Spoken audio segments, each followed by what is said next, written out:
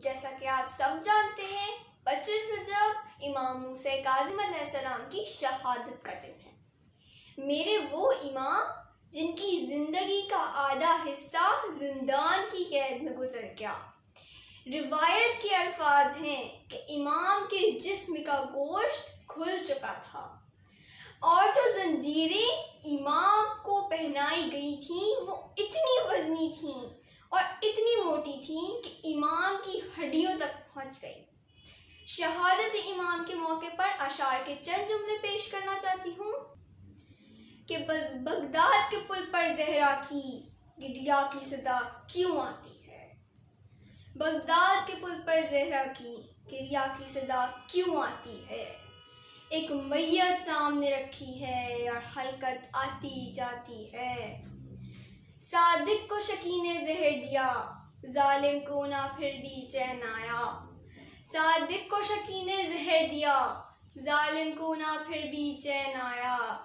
اب قتل کی کاظم کے ہر تدبیر کرائی جاتی ہے۔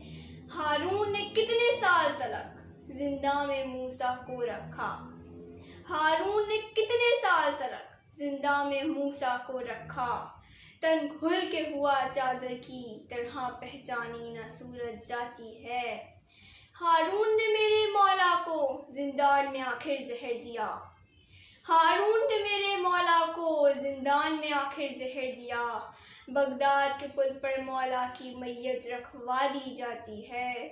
کیا جرم تھا مرنے والے کا ہے لاش کے پاؤں میں زنجیر؟